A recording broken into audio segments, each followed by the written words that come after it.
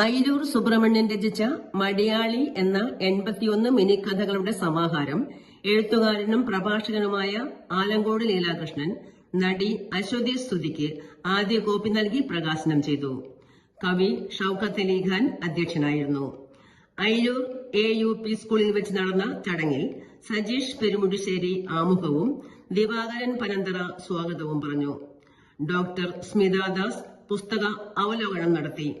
Perumpadappu grama panchayat president Valsalakumar, ward member Rizwana Safa, Ummer Arakkal, Sheeba Dinesh, Sasi master, Thajeesh Chekkode, Yashoda Murali, artist Velayudhan എന്നിവർ ആശംസകൾ നേർന്നു. ഇത് അയിരൂർ സുബ്രഹ്മണ്യന്റെ 7ാമത്തെ പുസ്തകമാണ് അല്ലെ, 6ാമത്തെ. ഇതിനു മുമ്പ് പ്രവാസ ജീവിതത്തിന്റെ ഒരു പുസ്തകമാണ് ഞാൻ തന്നെയാണ് പ്രകാശിപ്പിച്ചത് വന്നേരി സ്കൂളിൽ വെച്ച്. അയിരൂർ സുബ്രഹ്മണ്യൻ സംഘടനയുണ്ടായിരുന്നു, ഒരു ആർട്സ് ആൻഡ് സ്പോർട്സ് ക്ലബ്ബ്.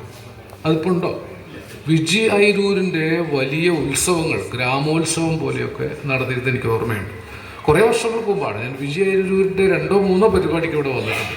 അതിനൊക്കെ മുമ്പാണ് സുബ്രഹ്മണ്യനെ പരിചയം. സുബ്രഹ്മണ്യൻ ഞാനും ഒന്നിച്ച് നവകം മാസികയുടെ പ്രവർത്തനങ്ങളിൽ സജീവമായിട്ടുണ്ടായിരുന്നു. പണിക്കർ സാർ ഞങ്ങളുടെയൊക്കെ ഒരു അടുത്തൊരാളായിരുന്നു. അപ്പം അന്ന് ഈ പ്രദേശത്ത് വളരെയേറെ എഴുത്തുകാരുണ്ടായിരുന്നു.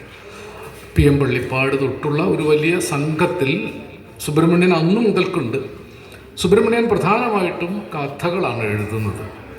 സുബ്രഹ്മണ്യൻ്റെ കഥകൾക്കുള്ളൊരു സവിശേഷത, ഏത് പാമരനും കഷ്ടിച്ചു മലയാളം വായിക്കാൻ അറിയുന്ന ഏതൊരാൾക്കും സുബ്രഹ്മണ്യൻ്റെ കഥ വായിച്ചാൽ മനസ്സിലാവും. അതുകൊണ്ട് കഥ പരിചയപ്പെടുത്തുന്നുണ്ട് കഥ അല്ലേ, അതിൻ്റെ ആവശ്യമില്ല. കാരണം അത് വായിക്കാൻ അറിയുന്ന ഏതൊരാൾക്കും കഥ മനസ്സിലാവും. ജീവിതമാണ് സുബ്രഹ്മണ്യൻ എഴുതുന്നത്.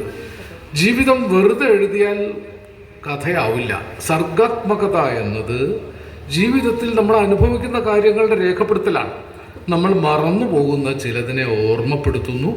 അല്ലെങ്കിൽ കഥ എന്ന് പറഞ്ഞാൽ എന്താ? കഥയില്ലാത്തവൻ എന്ന് പറഞ്ഞാൽ ഒന്നിനും പറ്റാത്ത ഒരാളെന്നാണ്. അല്ലെ, കഥയില്ലാത്ത ആളായി എന്ന് പറഞ്ഞാൽ അയാളൊരു കഥയില്ലാത്തവരാന്ന് പറഞ്ഞാൽ ഒന്നിനും പറ്റാത്ത ആളാണെന്നാണ് അർത്ഥം.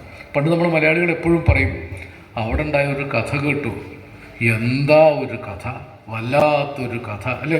ഗ്രന്ഥകർത്താവ് അയിരൂർ സുബ്രഹ്മണ്യൻ മറുപടിയും വിപിൻ മഞ്ചേരി നന്ദിയും പറഞ്ഞു.